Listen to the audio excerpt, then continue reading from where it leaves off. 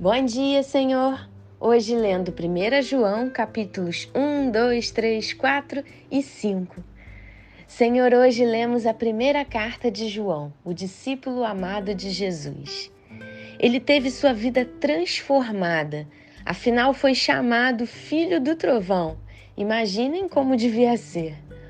Mas nas mãos de Jesus, todos nós podemos ser transformados. Todos nós podemos mudar da água para o vinho, e o melhor fica para o final. João, ao final de sua vida, foi quem mais escreveu sobre o amor de Deus por nós. E a maior manifestação do amor de Deus por nós foi nos enviar seu Filho unigênito, Jesus Cristo, para nos salvar de nossos pecados, nos perdoar e recebermos a vida eterna. Sim, você que crê em Jesus Cristo verdadeiramente, como Filho de Deus enviado para salvar a sua vida, sim, você está salvo para todo o sempre. Assim diz a palavra de Deus: estas coisas escrevi a vocês que creem no nome do Filho de Deus, para que saibam que têm a vida eterna. Isso está em 1 João, capítulo 5, versículo 13. É uma determinação, está feito, você está salvo. Você pode encontrar pessoas dizendo que têm dúvidas se podem perder a salvação. Você pode encontrar pessoas que têm dúvidas se estão salvas. Mas é só ler a palavra de Deus e você terá convicção. Eu estou salva. Mas de onde vem essa convicção? De conhecer a palavra de Deus. Por isso, sempre incentivo que leia a Bíblia, toda e todos os dias. A salvação não é algo que a gente ache, pense, que a gente sinta no coração. Não, porque o coração é enganoso. Mas é Deus que nos diz e nos confirma através de sua palavra. Por isso, esse mesmo texto complementa: sabemos que todo aquele que é nascido de Deus não vive em pecado, porque quem é nascido de Deus guarda a si mesmo e o maligno não pode tocar nele. Isso está em 1 João, capítulo 5, versículo 18. Essa é a questão que leva as pessoas à dúvida: viver em pecado. É isso que faz você ter ou não convicção de sua salvação. Mas somos pecadores. Sim, somos. Mas o verdadeiro Filho de Deus busca sempre na palavra a direção para a sua vida. E sendo confrontado, não se acovarda, mas enfrenta o pecado e sai dele. Não estamos imunes ao pecado. Se a gente não vigiar, cai nele mesmo. Mas mesmo que a gente caia, Deus nos dá o antídoto para esse veneno, o perdão. Confesse a Jesus o seu pecado. Diga com todas as letras do que se trata. Não pode ser vago, especifique o pecado. Confesse a Jesus e peça perdão.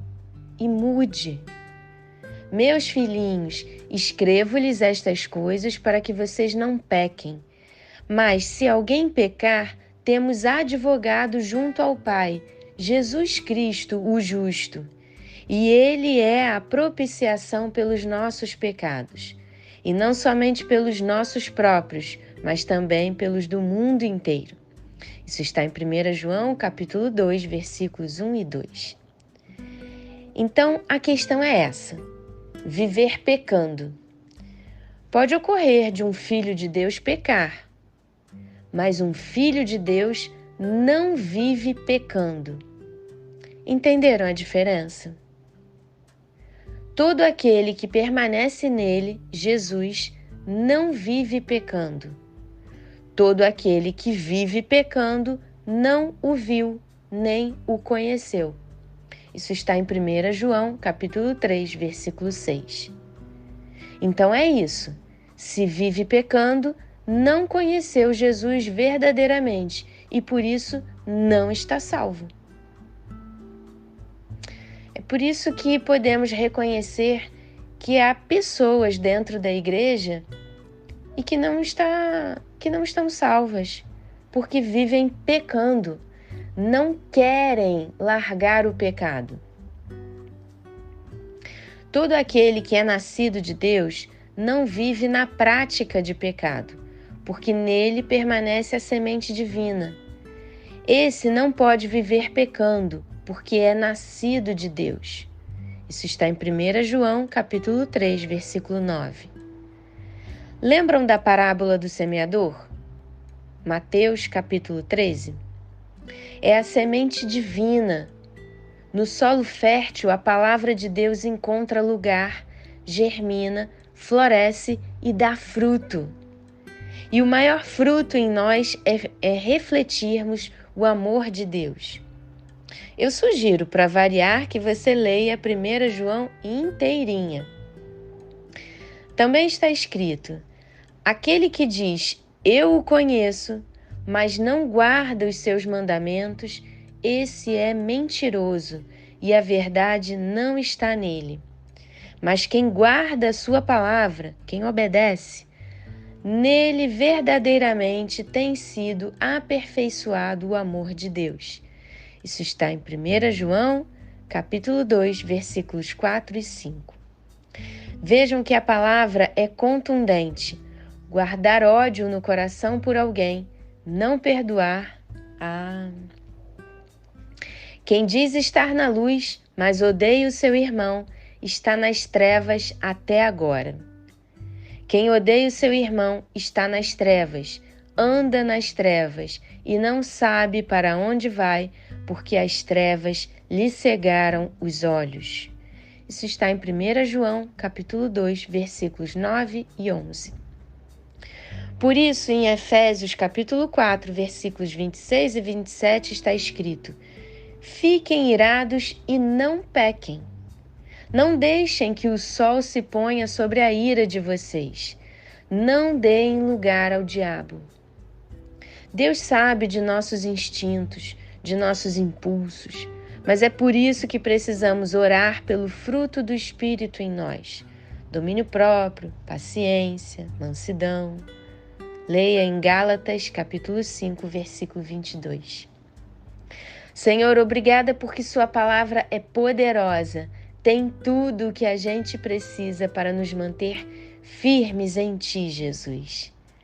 É possível, sim, não viver pecando. Se não fosse, o Senhor não iria querer isso de nós. Afinal, não nos recai fardo maior que possamos suportar. Que cada um aqui faça um autoexame e, se ainda tem dúvida de sua salvação, se entregue a Ti, Jesus, verdadeiramente. Coloque em suas mãos os pecados que ainda comete e peça perdão. Peça ajuda a Ti, Jesus, para extinguir isso de sua vida e terá a paz que excede todo entendimento. Terá a vida eterna. Em nome de Jesus Cristo, nosso Senhor e Salvador, oramos e agradecemos. Amém.